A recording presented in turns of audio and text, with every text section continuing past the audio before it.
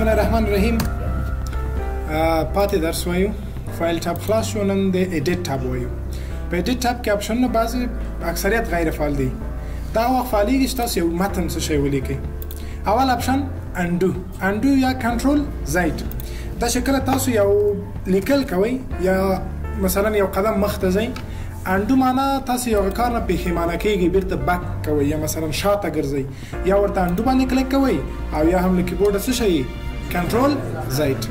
یعنی همیشه د پښیمانتیا یو اپشن دی چې تاسو یو کار کوئ پښیمانه شئ بیرته غواړئ چې وګرځئ نو دلته کنټرول زید ورته وایي. صحیح دی. او دلته اپشن دی انډو. کټ متن تاسو غواړئ له دې ځای نه کټ یې کوئ، قیچي یې کوئ. مثال دلته احمد لیکم، دلته حامد لیکم، خو دغه احمد غواړم له دې ځای نه لاړ شي دریم ځای ته لاندې راشي یا حامد نه وروسته راشي. ښایي څنګه کوم ځای هلته یوسم؟ انتخابوئ یا ایډیټ څه ورته وایه؟ کټ. له دې ځای نه بیخي لاړو، کوم ځای کې غواړئ واچوئ؟ د حامد نه وروسته. نو د اچولو په خاطر څه کوو؟ پیسټ یا کنټرول وي ورته وایي. دې ته وایي کټ. کاپي څه ته وایي؟ حامد غواړم دوهم وي، اول هم یو دانه حامد راشي. نو راځئ چیرته ایډیټ او دې ته وایه کاپي. کرسر کېږدئ په اول خط کې ورته وایي شي پیسټ. اول حامد هم شته، دوهم هم راغی. دا فرق د کټ او کاپي شو. پیسټ هم ورسره پوه شوئ. پیسټ هغه وخت کار کوي چې یو متن یا کټ کوي یا کاپي کوي، بغیر له هغه نه پیسټ هېڅ ضرور نه دی، هېڅ کار نه کوي. ډیلیټ مثال حامد نه غواړم چې وي، انتخاب یې کوي یا احمد او څه ورته وایه ډیلیټ. د ځینې هم کېږي او کیبورډ کې یو بټن لرو د ډیلیټ په نامه، کونج کې دی دلته پریس یې کوي پاک شو. صحیح شو. یا بیک سپیس چې کله خط پاکوي ټایم پاکوي، هر ځینې تاسو راحته وي. سرچ وذ بینګ څه معنا؟ سرچ وذ بینګ دا معنا مثال غواړم د بوک لغت معنا یې پیدا کړم، په انټرنیټ کې لږ معلومات د بوک په اړه وګورم. نو دا انتخاب کوي، ایډیټ ته راشئ او دلته په سرچ وذ بینګ باندې کلیک وکړئ. انټرنیټ باید ولرئ. تاسو قسمت ښه دی دغه ټایم کې انټرنیټ ښه وي یا سهار ټایم کې کار ورنکړي. دا دی د بوک په اړه څه شی راکوي؟ مایکروسافټ بینګ یو سایټ دی. صحیح دی. خپل وینډوز سره وي. مایکروسافټ بینګ یو سایټ راخلاص کړه، په دې کې د بوک په اړه موږ ته معلومات راوېستل. ده عکسونه دې پکار دي، نور معلومات دې پکار دي، ډېرې خبرې دي د بوک په اړه. مستقیم له نوټ پټ موږ لاړو، د انټرنیټ یو سایټ دی. نو تاسو څه ورته وایه؟ سرچ وذ بینګ. بل اپشن فایند دی. فایند دا معنا چې تاسو په څو کلمو کې غواړئ یوه کلمه پیدا کړئ، یو متن یو پاراګراف کې. یا مثال دلته ما لیست لیکلی دی، دا کسان دي چې دوی ته کومک کوو. صحیح دی. د نمرو کومک کوو. ده دومره ډېر مې ولیکل. دوی کې غواړئ پیدا یې کوئ. که ډېر وي داسې دانه دانه خو نه شي پیدا کولی. نو دلته اپشن لرو د څه شي په نامه؟ د فایند. اوس راشئ څوک غواړئ پیدا کړي؟ احمد راته پیدا کړه. که لس دانې وي لس دانې پیدا کړي، که شل دانې ټول پیدا کوي، خو خلاصه څوک درته پیدا کوي؟ احمد درته پیدا کوي. کرسر کوم ځای کې ږدم؟ اول خط کې. او اپشن څه شی انتخابوم؟ ډاون. څه معنا؟ یعنی له پورته لاندې خواته احمد پیدا کړه. ورته فایند نیکسټ. یو دانه احمد، بل احمد او بل احمد پیدا شول. بیا چې کلیک کوم نور نشته وي، خلاص شو. که غواړئ چې له لاندې نه پورته خواته احمد پیدا کړي، کرسر به لاندې وي او دلته به اپشن څه شی وي؟ اپ وي. بیا له لاندې نه پورته خواته نوم پیدا کړي، یو احمد، بل احمد او بل احمد. صحیح شو. بل مچکیس لرو. مچکیس ګورئ زه بعضې احمد نومونه لیکم خو په غټو تورې لیکم. صحیح دی. اوس راځم ایډیټ فایند. کله چې ورته وایم چې احمد پیدا کړه، کرسر به پورته کېږدم او دلته به ډاون انتخاب کوم. دا احمد هم پیدا کوي، دا هم پیدا کوي، دا هم پیدا کوي. په غټو تورو چې لیکلي دا هم پیدا کوي، ټول پیدا کوي. اما دلته ما کوم احمد لیکلی؟ په وړو تورو. او دلته په غټو تورې پیدا کوي.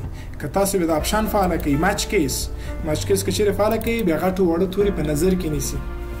اوس ورته وګورئ مچ کیس فعاله شو. احمد کوچنی لیکلی که په غټو؟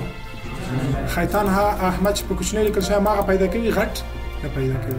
که چیرې دلته احمد په کومه تورې ولیکم؟ په غټه تورې ولیکم، بیا هغه احمد پیدا کوي چې په غټو لیکل شوي خو کوچني نه پیدا کوي. نو مچ کیس فعاله وي، غټو وړو تورې په نظر کې نیسي. بل اپشن دی راپ اراوند. کرسر پورته وي، اپشن څه شی انتخابوو؟ له پورته نه ښکته خواته راځي، موږ ته لغت پیدا کوي. که کرسر لاندې وي او تاسو اپ انتخاب کوئ، نو له لاندې نه پورته خواته نوم پیدا کوي. نو تاسو مجبور یې چې هر ځل یا اپ یې کوئ یا ډاون کوئ. اما دا آخري اپشن فعاله کوي، بیا نه اپ ته ضرورت دی نه ډاون ته. له لاندې نه پورته ځي، له پورته نه لاندې راځي. ګورئ دا ټول پیدا کوي، بیا شروع کوي، بیا پیدا کوي، بیا یې شروع کوي. صحیح دی نه دا به انټرنیټ روان یو پوه شئ په دې باندې دې ته وایي فایند. بل اپشن لرو فایند نیکس، بل پیدا که، بل احمد درته پیدا کی، بل احمد درته که نور وي که نه وي نه پیدا کی. پریویس به څه معنا پخواني پیدا که، پخواني احمد که چېرته پورته وي پیدا یې کوي نه بیرته پورته خواته ځي. بل اپشن موږ لرو ریپلیس. ریپلیس څه ته وایي؟ ځای ناستي ته وایي که نه.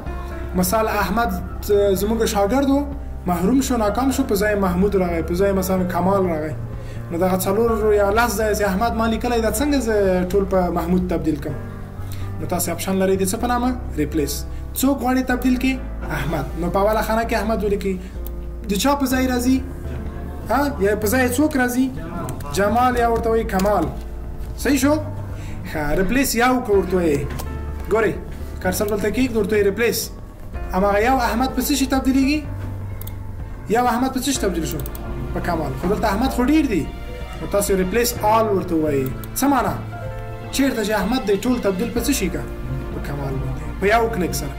دا اکثریت کوم ځای کې په درد خوري؟ له خیره چې تاسو مثال یو مقاله دې لیکلې، مقاله کې ډېر د یو کس نوم راغلی، هغه غلط دی، غواړي چې دغه کس نوم ټول ځای کې تغییر کړي، نو په یو ریپلیس یو کلیک سره کولی شئ لس ځایه نوم چې وي بېرته په لس ځایو تبدیل کړي. دا وظیفه دی چې وه ریپلیس. آپشنونه یې له فایند سره تکراري دي. بل آپشن ګوټو. ګوټو مثال دلته ډېر خطونه لرم، څه پوه شم څو خطه دي؟ سټیټس بار لاندې راشي لیکلي دي لاین څو خطه لرو؟ 14 خطه لرو. زه غواړم له یو خط نه بل خط ته کرسر انتقال کړم، نو ورته وایي څه شی؟ ګوټو. دلته کرسر کېږدئ. ښه ګوټو ځکه غیر فعاله دی چې دلته موږ یو آپشن لرو ډراپ، دا غیر فعاله کې بیا فعاله کېږي. ګوټو څه کوي؟ موږ کرسر یوسه چېرته یوسي؟ شپږم خط ته. کوم ځای ته راغی؟ شپږم. یا مثلا یو خط نه بل خط ته غواړئ کرسر انتقال کوي دی ګوټو په واسطه، او شارکټ کنټرول جی. شارکټونه ټول لیکل شوي، صحیح دی؟ خپله در سره یاد کړئ.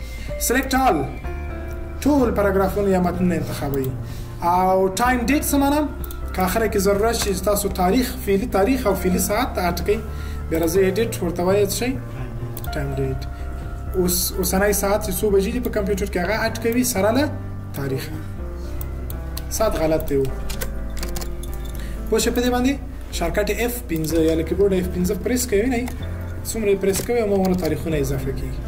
بل آپشن شی لرو ټاپ، فارمټ ټاپ دی، او په دې کې آپشن دی ورډ ریپ. ګورئ کله چې زه لیکل کوم مثال یو بټن پریس نیسم، دا لیکل همداسې مخامخ روان دي او صفحه د بار له لحاظه څنګه کېږي؟ غټېږي. بیا موږ هاریزونټل سکرول بار درلوده چې صفحه مخې طرف او چپ طرف ته څه کوله پې انتقالوله، اما دا مخامخ روان دي. که چېرې راشي فارمټ او دا لومړی اپشن فعاله کوي، بیا مخامخ نه ځي، بیا ځي د صفحې تر اخره چې کله ځای پوره شو صفحې ته ورسېد اتومات بل خط شروع کېږي، بیا د صفحې تر اخره بل خط شروع کېږي. صحیح شو؟ دې ته وایي ورډ ریپ. او که چېرې دا فعال وي بیا دلته ګوټو غیر فعاله کېږي. صحیح دی؟ د دې په خاطر به تاسې دا بیا څنګه کوئ؟ غیر فعاله کوئ. بل دی فونټ. فونټ څه شی دی؟ د خط سټایلونه دي د ځای کې. په نوټ پاډ کې غواړم خط ته سټایل ورکړم، کوم سټایل؟ دا سټایل ورکړم، بولډ وي، سایز یې 28 نه وي 26 وي، یا مثلا 48 وي، اوکې ورته وایي. تغییر شو؟ هم فونټ سټایل تغییر شو، هم سایز یې. بیا راشئ چېرته؟ فارمټ، فونټ، بل سټایل ورته انتخاب کړئ. مختلف سټایلونه لرو. دلته مثلا بولډ، بولډ معنا ډبل وي، ضخیم وي. اوبلیک انتخاب کړئ، یو بغله کېږي، صحیح؟ او سایز یې 48 نه وي، مثلا 22 وي، اوکې ورته وایي. تغییر شو؟ هم فونټ تغییرېږي او هم سایز. دا په کوم ځای کې؟ فارمټ فونټ برخه کې.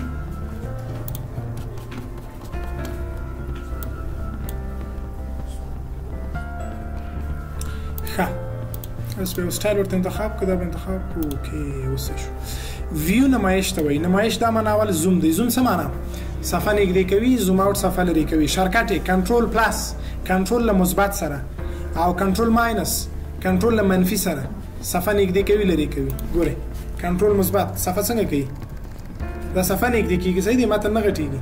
او کنټرول ماینس یا منفي صفحه څه کوي؟ کوچنی کوي. دا دومره کوچنی شو. او که غواړئ چې صفحه ریسټور ډیفالټ کوي، ریسټور ډیفالټ څه معنا؟ خپل حالت ته راولئ. شارکټ یې څه دی؟ کنټرول 0. نو له کیبورډ نه کنټرول 0 پریس کړئ، بېرته اول حالت ته راسي.